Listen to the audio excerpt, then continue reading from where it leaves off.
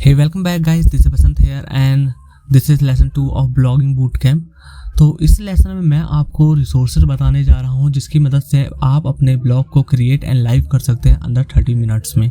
ठीक है, तो जो हमारा पहला रिसोर्सेज है जो आपको सबसे ज़्यादा ज़रूरत होगी अपने ब्लॉग के लिए वो है डोमेन नेम। तो डोमेन नेम क्या होता है? ये आपका ब्रांड नेम है जिसे आप ऑनलाइन दूसरों के सामने पेश करते हो।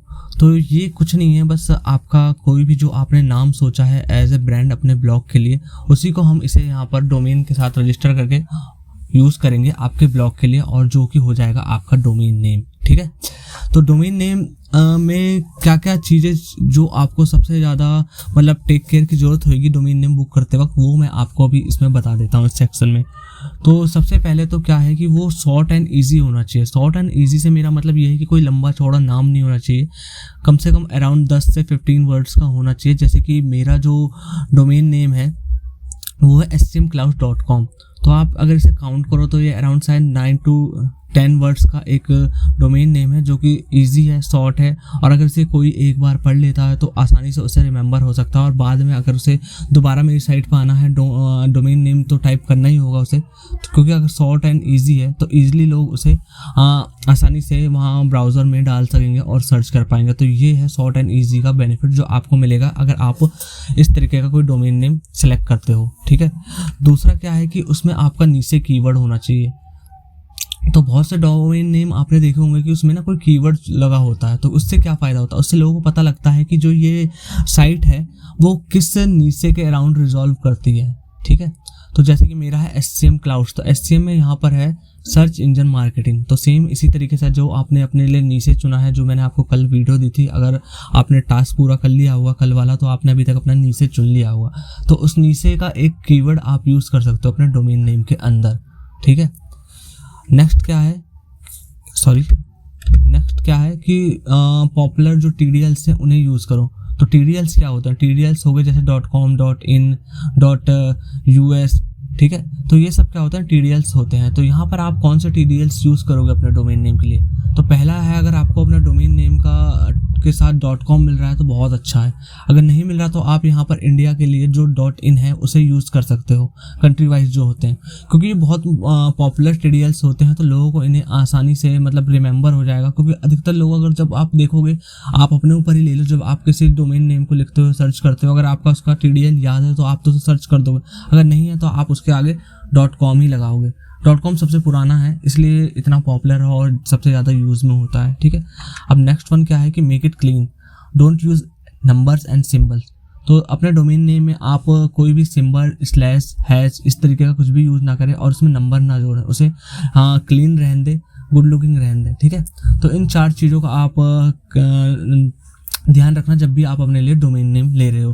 तो डोमेन नेम अगर आप फ्रेश न्यू लुक कर रहे हो तो अच्छा है, अगर नहीं तो मैं आपको यहाँ पर एक ट्रिक बता देता हूँ जिससे आप एक्सपायर्ड डोमेन्स को यूज़ कर सकते हो। ठीक है, तो एक्सपायर्ड डोमेन्स का क्या पहले बेनिफिट होता है वो मैं बता दूँ, क्योंकि वो पहले से ही रजिस्टर्ड होते हैं तो उनके ऊपर थोड़ा काम हुआ रहता है और उन्हें इंडेक्स करना आसान हो जाता है। उनका DAP अच्छा होता है जिसकी मदद से जो भी आप कंटेंट और पोस्ट लिखते हो वो आसानी से रैंक हो सकते हैं। तो यहाँ पर मैं आपको अपना पर्सनल जो तरीका है एक्सपायर्ड डोमेन्स को ढूंढने का वो मैं बता रहा हूँ। ठीक है, तो expireddomains.net करके एक साइट है, इस पे आ जाना आप, और आपका जो भी नीचे है उसे यहाँ पर आप टाइप कर देना। ठीक है, तो जैसे कि मान के चलो मैं ब्लॉगिंग से रिलेटेड एक नीचे ढूंढना चाहता हूँ तो मैं यहाँ टाइप कर दूँगा। तो ये लॉगिन करने के लिए कह रहा है, अगर आप चाहो तो इस पर लॉगिन कर सकते हो, नहीं तो फ्री में भी ढूंढ ही सकते हो। ठीक है, तो मैंने यहाँ लॉगिन कर लिया है और शायद मुझे दोबारा से सर्च करने की ज़रूरत है। सॉरी गाइस, बैकग्राउंड में अगर नॉइज़ आ रहा हो तो मुझे माफ़ करना। डे टाइम में मैं रिकॉर्ड कर रहा हूँ और आपको पता ही है आज इस समय कोरोना काल में तो बच्चों की छुट्टियाँ चल रही हैं तो थोड़ा शोर शराबा तो उसके लिए मुझे माफ़ कर देना। तो हमारा यहाँ पे जो रिजल्ट्स है वो लोड हो चुका है, तो आप इस वक्त देख सकते हो कि यहाँ पर जो भी है ये इस तरीके के ये सारे TDLs दिखा रहे हैं, लेकिन हमें इस तरीके के नहीं चाहिए। ठीक है, तो यहाँ पे आपको क्या करना है, फिल्टर्स का यूज़ करना। सबसे पहले नो नंबर्स, नो कैरेक्टर्स। ठीक है, इन दोनों को कर लेना आप। और इसके बाद हमें क्या चाहिए कि ये डोमेन्स पर पेज हम इसे 200 कर देते हैं, और जो हमारा कंट्री वाइज के हिसाब से चाहिए ये कि हमारा जो होना चाहिए डोमेन नेम वो इंग्लिश होना चाहिए। उसके बाद एडिशनल में जाके हम यहाँ पर ओनली TDLs में जाकर खाली .com .net सही लग रहा है एक, ठीक है। और उसके बाद अगर हम कंट्री वाइज में जाए तो हमें खाली .in चाहिए, ठीक है। तो .in कहाँ गया, ये रहा .in। और उसके बाद मैं यहाँ पे अप्लाई फिल्टर कर दूंगा।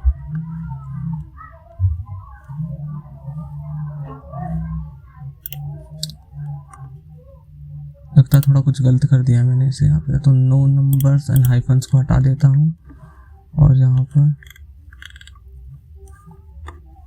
क्या गलत कर दिया,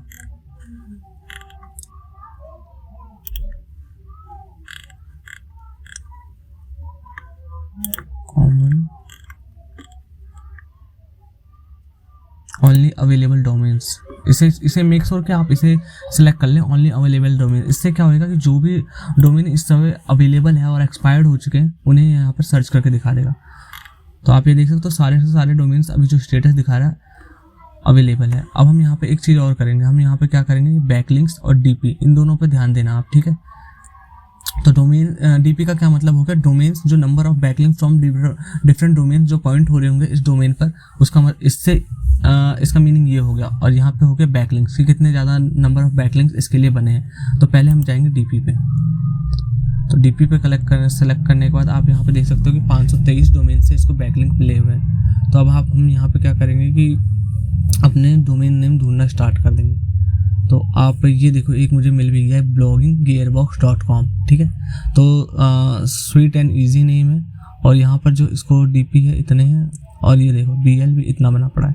तो इस तरीके से आप डोमेन नेम्स को ढूंढ सकते हो। और भी अगर आप यहाँ पे नीचे आओ तो आपको मिल जाएगा, देखो indecentblogging.com, नेक्स्ट ये मिल गया मुझे।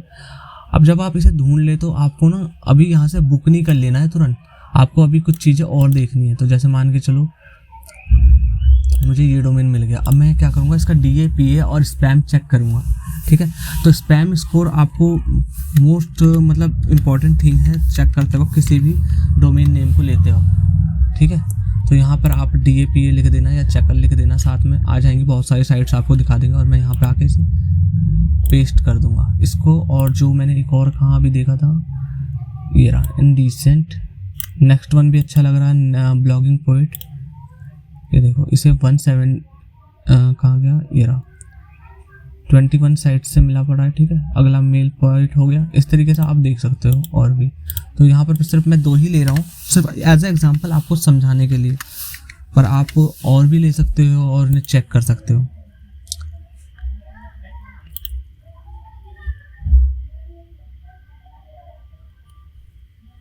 तो ये देखो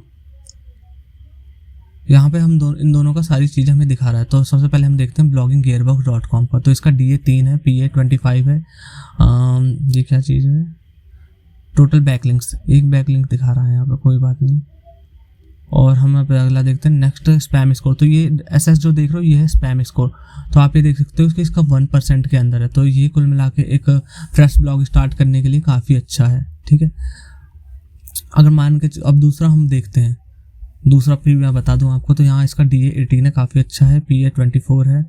और अगर आप यहाँ पे देखो तो इसका SS स्पैम स्कोर 17 है, जो कि ज़्यादा नहीं है क्योंकि अंडर 30 आपका अगर स्पैम स्कोर 30 या 20% है कि नीचे है, ठीक है, तो ज़्यादा कोई बुरा नहीं है। लेकिन अगर वो 50%, 40%, 60% है, ठीक है, 100 के जितना पास होएगा वो आपके लिए उतना ज़्यादा बेकार है, ठीक है। तो अब मैं क्या करते हैं, हम यहाँ पे अगली चीज़ क्या देखेंगे कि हमें चेक करना है कि क्या इसका जो इंडेक्सिंग हुई पड़ी है गूगल पे या पहले से ही कोई कंटेंट रैंक कर रहा है क्या। तो मैंने यहाँ पे इंडेक्स ब्लॉगिंग साइट कॉलम और इंडेक्स ब्लॉगिंग लिख देंगे और यहाँ हमें पता चल जाएगा कि ये देखो अभी हमें यहाँ पे कुछ नहीं दिखा रहा, ये देखो ये तो अवेलेबल जावास्क्रिप्ट इस तरीके से कुछ दिखा रहा है कि हाँ भाई ये मतलब कि इंडेक्स हो सकता है, गूगल ने इसे कोई भी पेनल्टी नहीं दे रखी है, ठीक है। तो इससे हमें ये पता लग रहा है साइट कॉलम और जो भी आपका ब्लॉगिंग नेम आपने चुना है डोमेन नेम, उसे टाइप करने से हमें पता चल रहा है कि हाँ भाई गूगल ने इसे कोई भी पेनलाइज नहीं कर रखा, पेनल्टी नहीं दे रखी। और अगर आप इस पर काम करोगे तो गूगल पे इजीली रैंक करना चालू कर दोगे, ठीक है। तो इस तरीके से आप अपने लिए एक डोमेन नेम ढूंढ सकते हो एक्सपायर्ड डोमेन से। और जो मैंने आपको तरीका बताया कि आपको डोमेन्स में क्या क्या चीज़ों को ध्यान रखना है लेते वक्त, ठीक है। और जो हमारी नेक्स्ट चीज़ है वो है होस्टिंग, ठीक है। तो होस्टिंग क्या है? तो होस्टिंग आप ये कह सकते हो कि जो ऑनलाइन डेटा जहाँ आपकी साइट का सारा स्टोर होएगा ना, वो करता है होस्टिंग, ठीक है। इसके अलावा भी काफ़ी चीज़ें करता है, ठीक है। तो यहाँ पर होस्टिंग जो होनी चाहिए वो आपकी गुड एंड रिलायबल होनी चाहिए, जिसका सपोर्ट भी अच्छा हो। अगर क्योंकि ये ना आपके ब्लॉग की परफॉर्मेंस के लिए है, क्योंकि अगर आपकी होस्टिंग ही अच्छी नहीं होगी, उस पर मतलब कोई विजिटर आ रहा है और साइट नहीं खुल रही है, लोड लेने में टाइम ले रही है, तो क्या होएगा, वो चला जाएगा। जैसे कि आप और मैं किसी साइट पे ज़्यादा दिन नहीं रुकते हैं अगर उससे टाइम लग रहा है लोड लेने में, ठीक है। इसलिए होस्टिंग गुड और अच्छी होनी चाहिए, परफॉर्मेंस भी अच्छी देनी चाहिए। इसके अलावा उसका सपोर्ट भी अच्छा होना चाहिए। अगर मान के चलो आपको होस्टिंग में कुछ प्रॉब्लम आ गई तो जाहिर सी बात है ना, सपोर्ट तो मांगोगे ही आप, लेकिन अगर सपोर्ट ही नहीं होएगा अच्छा तो फिर क्या फ़ायदा, ठीक है। तो यहाँ पर जो मैं होस्टिंग्स को प्रेफर करता हूँ आपके लिए, ब्लू होस्ट और होस्टिंगर है वो, ठीक है। क्योंकि ये क्या है कि ये काफ़ी गुड, रिलायबल और अफोर्डेबल है बिगिनर्स के लिए, ठीक है। तो यहाँ पर जब मैं आऊँ wordpress.com पे, आप में से जिनको नहीं पता, वर्डप्रेस CMS है, कंटेंट मैनेजमेंट सिस्टम, जो कि हम आगे आने वाले एक और रिसोर्स है, उसमें मैं आपको इसको डिटेल में बताऊंगा, ठीक है। अगर आप यहाँ पे आओ वर्डप्रेस पे तो नीचे आके देखोगे ना, एक सेकेंड, और नीचे आके देखोगे, कहाँ गया, तो ये देखो wordpress.org भी यहाँ तक कि ब्लू होस्ट को प्रेफर करता है अपने लिए, ठीक है। तो आप समझ गए होगे उसके लिए। इसके अलावा जब आप कहाँ गए, ब्लू होस्ट को लेते हो, ठीक है, तो इसमें आपको क्या क्या चीज़ें मिल जाती है। तो इसकी होस्टिंग तो रिलायबल और गुड है ही, जैसा कि मैंने आपको बताया। इसके अलावा इसमें आपको एक डोमेन नेम भी मिल जाएगा फ्री में। मैं आपको इनकी साइट पे जाके दिखा देता हूँ, एक सेकेंड। bluehost.com,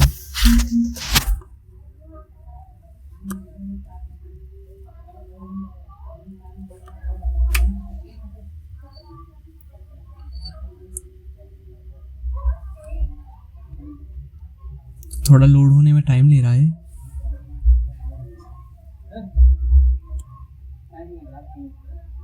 तो ये लोड हो चुका है। तो आप देख सकते हो कि 199 रुपीज़ से 199 रुपीज़ है यहाँ पे, ठीक है। पर मंथ से आपको ये होस्टिंग मिल सकती है। रेकमेंड बाय wordpress.org, जैसा कि मैंने आपको वर्डप्रेस की साइट पे जाके दिखाया था कि 2005 से रेकमेंड कर रहे हैं। अगर आप इनकी होस्टिंग लेते हो तो यहाँ पर आपको फ्री डोमेन में नेम मिल जाएगा आपके पहले साल के लिए, जो SSL है, सॉरी इस नोटिफिकेशन के लिए, जो SSL है। SSL क्या होता है, आप जब भी किसी साइट को खोलते होगे तो यहाँ पर आपको ग्रीन पैडलॉक दिखता होगा, तो ये HTTPS की वजह से है, ठीक है, जिसे हम SSL भी कहते हैं, ठीक है। तो SSL मिल जाएगा फ्री में आपको, ठीक है, जब तक आप इनकी होस्टिंग पर अपनी साइट को होस्ट करोगे। 1 क्लिक वर्डप्रेस इंस्टॉल मिल जाएगा, तो सिंगल क्लिक में आप वर्डप्रेस को इंस्टॉल कर पाओगे इनकी होस्टिंग में। और जो यहाँ पर आपको सपोर्ट है 24/7 आवर्स का सपोर्ट मिलता है, जैसा कि मैंने आपको बताया कि एक अच्छी होस्टिंग में आपको इन सब चीज़ों को ही देखना है, ठीक है।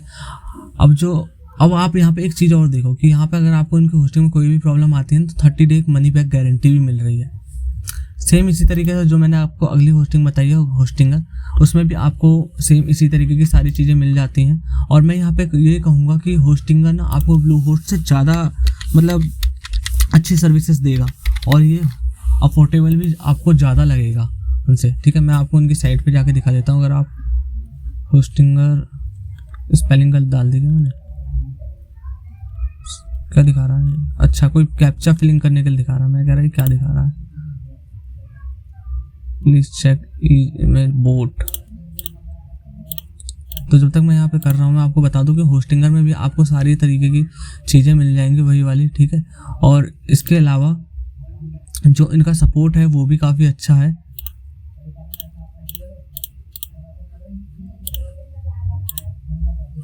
ये पता नहीं क्यों ऐसा कर रहे हैं आज।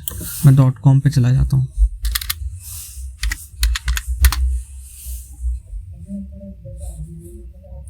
ये खुल ही नहीं रही है, पता नहीं आज कोई शायद प्रॉब्लम होएगा इनके सर्वर में, जो भी है, या पता नहीं क्या। ये आई एम ह्यू कैप्सा के साथ कर रहे हैं। कंटेनिंग अ बाइसाइकिल, तो ये तीनों मैंने बाइसाइकिल वाले भर दिए। अब क्या बता रहा है, साइकिल साइकिल, और कहीं भी कोई साइकिल है क्या?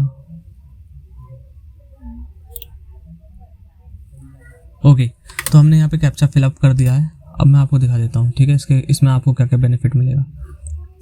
तो हम चलते हैं होस्टिंग पे, शेयर्ड होस्टिंग।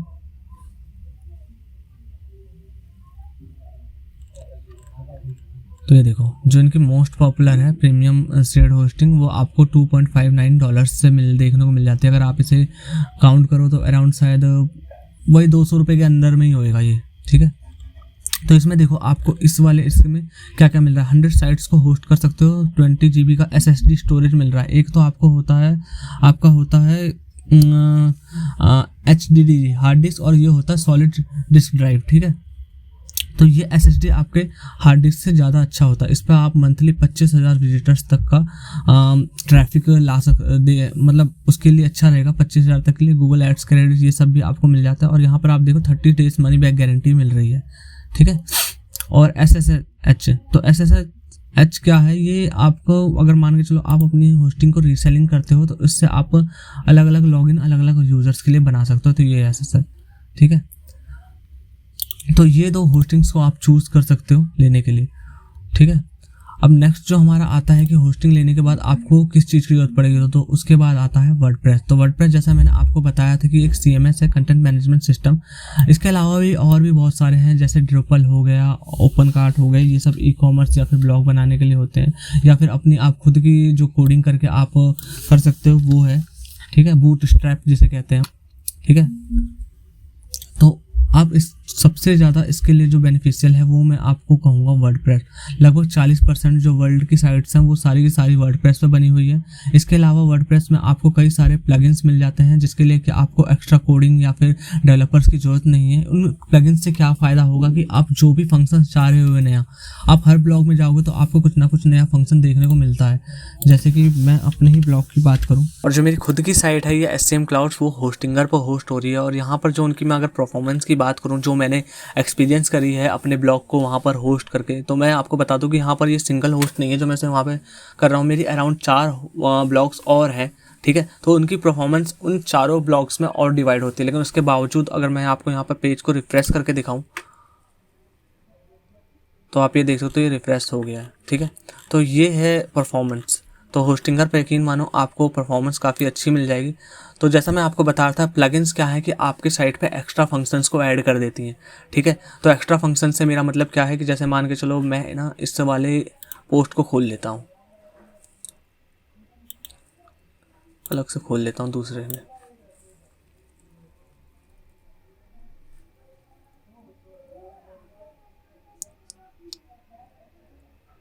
तो ये ओपन हो चुका है, ठीक है।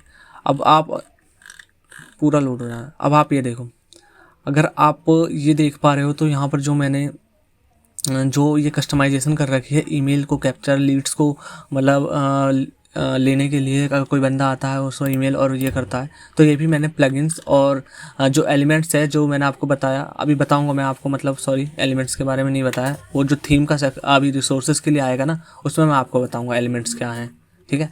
तो इसी तरीके से सेम जब मैं यहाँ पर इसे नीचे करता हूँ तो आप ये देख सकते हो रीडिंग बार, ये देखो रीडिंग बार, ये मैंने एक प्लगइन की मदद से करा है, ठीक है। और भी अगर हम नीचे आते हैं तो ये देखो read letter download this post PDF, मैं इस पर क्लिक करूँगा तो यहाँ पर नेम, और जब आप अपना यूज़र नेम और ईमेल डालोगे तो उसके बाद ये आपका PDF जो है ये आपके मेल पे चला जाए। तो ये फंक्शन ही मैंने एक प्लगइन की मदद से करा है। तो वर्डप्रेस पे आपको इसी तरीके के ढेरों और कई सारे फंक्शंस को मतलब इवैक्यूएट करने वाले या फिर उनको परफॉर्म करने वाले आपको प्लगइन्स मिल जाएंगे, ठीक है। अब जो नेक्स्ट थिंग की आपको ज़रूरत पड़ेगी अपने ब्लॉग को सेटअप करने के लिए होस्टिंग में वर्डप्रेस इंस्टॉल करने के बाद, वो होगी थीम्स की। तो जो थीम्स हैं वो क्या है कि वो आपके साइट को ना एक प्री लोडेड डिज़ाइन में कन्वर्ट कर देंगे, ठीक है, प्री लोडेड डिज़ाइन में बना देंगे। उसके बाद आप उन्हें अपने हिसाब से कस्टमाइज़ कर सकते हो। जैसे कि जो मैं अपनी साइट के लिए थीम्स यूज़ करता हूँ उनमें भी आप देख सकते हो, देखो ये सारी की सारी मैंने खुद डिज़ाइन करी है कस्टमाइज़ करके, ठीक है। लेकिन जो ये एक प्रीवियस अगर इनका लेआउट कहूँ तो वो भी एक किसी ना किसी थीम पर बेस्ड था, ठीक है। तो यहाँ पर जो थीम्स की मैं बात करूँगा वो है सबसे बढ़िया मेरी नज़र में, वो है एक अस्ट्रा। ठीक है, ये एक बहुत ही लाइट वेट थीम है, इसकी परफॉर्मेंस भी काफ़ी अच्छी है और आप इसे फ्री में इंस्टॉल कर सकते हो यहाँ से। बस आपको यहाँ पे अपेरेंस थीम्स में आके अस्ट्रा लिख देना है। और जो नेक्स्ट थीम जो मैं खुद यूज़ कर रहा हूँ अपने ब्लॉग के लिए वो है जनरेट प्रेस। ठीक है, सॉरी जनरेट प्रेस उसका नाम है। तो ये भी एक लाइट वेट थीम है। ठीक है, focus on speed, usability, performance. ठीक है, यही 3 चीज़ें हमारे लिए मतलब अहमियत रखती है और ये आपको जनरेट प्रेस में देखने को मिल जाएगा। तो यहाँ इसका एक फ्री वर्जन और प्रीमियम वर्जन दोनों आते हैं। फ्री वर्जन को आप इंस्टॉल कर सकते हो, अगर आपको प्रीमियम वर्जन लेना है तो वो भी ले सकते हो। प्रीमियम वर्जन में आपको एक्स्ट्रा चीज़ें देखने को मिल जाती हैं। उसके बाद जनरेट प्रेस में आपको एक और चीज़ मिलती है जो कि बहुत कमाल की लगती है मुझे, वो है एलिमेंट्स। तो एलिमेंट्स जैसा मैंने आपको बताया था आर्टिकल को लोडिंग के वक्त, तो ये देख रहे हो ये मैंने एलिमेंट्स की मदद से करा है। एलिमेंट्स क्या है कि उसमें ना आप एक डिज़ाइन को क्रिएट कर सकते हो और उसे शॉर्ट कोड की मदद से ना एलिमेंट्स की तरह से थीम में जाके हुक के तौर पे यूज़ कर सकते हो। उसका मतलब ये कि जब भी आपका कोई ब्लॉग पोस्ट क्रिएट करते हो तो आपको ना उसे बार बार रीडिज़ाइन करके ना दोबारा से लगाना नहीं पड़ेगा हर जगह। जैसे ही आपने उसका एलिमेंट क्रिएट करा, उसे हुक के तौर पे यूज़ कर दिया, तो जैसे ही आप कोई नया पोस्ट या कंटेंट पब्लिश करोगे वो अपने आप ही वहाँ पर डिज़ाइन के तौर पर पहले से प्रीलोड हो जाएगा और मतलब कि पहले से ही बना हुआ होगा और लोड हो जाएगा वहाँ पर। तो मतलब कुल मिला के ये है कि आप ब्लॉग्स बना सकते हो इस तरीके के और उन्हें अपने हर ब्लॉग पे दिखा सकते हो सिर्फ एलिमेंट्स की वजह से एक बार सेटअप करके। तो ये है एलिमेंट्स। ठीक है, इसके अलावा आपको और भी कई सारे थीम्स यहाँ पर इनके थीम एडन्यू पे जाओगे तो यहाँ पे और भी कई सारे थीम्स मिल जाते हैं जिन्हें आप यूज़ कर सकते हो। जब आप पहली बार वर्डप्रेस को इंस्टॉल करोगे तो जो आपको डिफ़ॉल्ट में थीम्स देखने को मिलेगी वो होगी 2021 शायद आ गया हो या नया, या फिर 1920 इस तरीके से। लेकिन आप ये थीम्स को अलग से देखो, ये देखो इंस्टॉल का बटन दिख रहा है ना आपको, यहाँ पर इंस्टॉल पे क्लिक करके आप उन्हें इंस्टॉल कर सकते हो और कस्टमाइज़ कर सकते हो अपने यूज़ के लिए। ठीक है, अगर अब मैं और रिसोर्सेज की बात करूँ जिन्हें आप अपने ब्लॉग के लिए यूज़ कर सकते हो तो वो तरह तरीके के प्लगइन्स ही हो गए और डिज़ाइनिंग पेज बिल्डर्स हो गए। तो डिज़ाइनिंग पेज बिल्डर का कहने का मतलब मेरे यहाँ पे जो आप ये मेरा होम पेज देख रहे हो ये मैंने एक पेज बिल्डर की मदद से बनाया है जिसका नाम है एलिमेंटोर। तो एलिमेंटोर एक काफ़ी पॉपुलर पेज बिल्डर है जिसकी मदद से आपके दिमाग में जो भी आपके ब्लॉग का डिज़ाइन आ रहा होगा या फिर कहीं से आपने कॉम्पिटिटर्स को देखा हो या फिर कहीं से कोई इंस्पिरेशन ली हो डिज़ाइन की, तो वो आप ब्लॉग पेज बिल्डर की वजह से बना सकते हो एलिमेंटोर के। ठीक है, तो एलिमेंटोर यहाँ पर आपको प्रीमियम पेज बिल्डर है, मतलब कि ये आपको फ्री में ही मिलेगा और इसका एक प्रीमियम वर्जन भी है। जैसे कि मैंने आपको बताया कि प्रीमियम वर्जन में आपको कुछ ज़्यादा एक्स्ट्रा मतलब जो चीज़ें मिल जाती हैं, फंक्शंस मिल जाएंगे बस। लेकिन अगर आप फ्री में भी यहाँ चाहो तो क्रिएट कर सकते हो। तो ये देखो यहाँ पे मैंने इसे कैसे बनाया। जब मैं इसे एडिट विद एलिमेंटोर पे जाता हूँ, मैं आपको यहाँ पर दिखा रहा हूँ मैंने इसे कैसे बनाया अपने इस एलिमेंटोर के पेज बिल्डर की मदद से। ठीक है, इसके अलावा जो दूसरा पेज बिल्डर है जो मेरा सबसे फेवरेट है वो थ्राइव आर्किटेक्ट। थ्राइव आर्किटेक्ट की भी आप थ्राइव आर्किटेक्ट की मदद से भी आप इस तरीके के पेज गुड लुकिंग और मतलब स्टाइलिश और प्रोफेशनल पेजेस बना सकते हो। ठीक है, तो ये लोड हो जान दो मैं।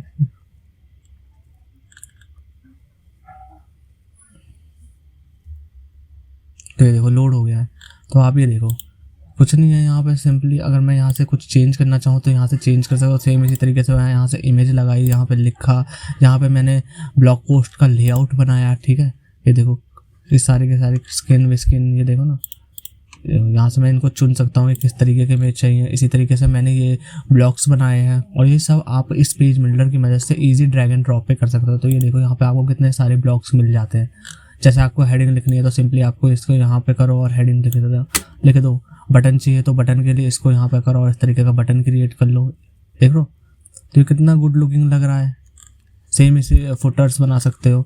तो ये सब आप एक पेज बिल्डर की वजह से कर सकते हो। ठीक है, तो रिसोर्सेज वाले आज के लेसन्स पे इतना ही। इन सारे रिसोर्सेज को आप यूज़ करके अगर आप इन्हें अच्छे से सेटअप करना जानते हो और क्या टूल कहाँ से यूज़ होनी है, तो आप यकीन मानो 30 मिनट के अंदर ही सारा का सारा अपना ब्लॉग क्रिएट कर सकते हो। जो आपका एक टाइम लगने वाला है वो लगेगा जब आप होस्टिंग को अपने डोमेन नेम के साथ कनेक्ट करोगे। तो डोमेन नेम के साथ आप उसे कैसे कनेक्ट कर सकते हो वो भी मैं आपको यहाँ पे बता दूँ। आपको सिंपली जब आपने डोमेन लिया होगा तो वहाँ पर आपको यहाँ पर DNS का सेक्शन दिखेगा, आपको DNS पे जाना है और DNS पे जाके नेम सर्वर्स को अपने जो होस्टिंग का अकाउंट है वहाँ पे जाके आप देखोगे कि होस्टिंग के नेम सर्वर्स अलग है। तो आपको जो डोमेन नेम का जो डिफ़ॉल्ट नेम सर्वर्स को अपने होस्टिंग के नेम सर्वर से चेंज करना है। जानता हूँ थोड़ा सा ये आपको कन्फ्यूजन लग रहा होगा, लेकिन कोई कन्फ्यूजन नहीं है। आपको अपने होस्टिंग के जो नेम सर्वर्स है उनको उठा के अपने डोमेन के नेम सर्वर्स पे डालना है और इससे आपके जो डोमेन नेम है वो आपकी होस्टिंग पे पॉइंट आउट करने लग जाएगा। ठीक है, तो ये आप अगर आपको इसमें कोई प्रॉब्लम आ रही हो तो यूट्यूब पर आप इसके ऊपर वीडियोस देख सकते हो कि how to point your domain name to hosting. ठीक है, तो उस पर आपको काफ़ी सारी वीडियोस मिल जाएगी और ये हर मतलब होस्टिंग के हिसाब से थोड़ा अलग अलग नेम सर्वर्स होते हैं। ठीक है, तो बस गाइस आज के लेसन में इतना ही। आई होप आपको ये लेसन समझ आया होगा और अगर आपको इससे रिलेटेड कोई क्वेश्चन है, क्वायरीज है तो आप लिख के रख सकते हो। मैं जब लाइव क्लासेस लूँगा तो उसमें आप मुझे बता देना, मैं वहाँ पर उनका जवाब दूंगा और आपकी पूरी हेल्प करूँगा। तो bye bye, take care and I will see you tomorrow.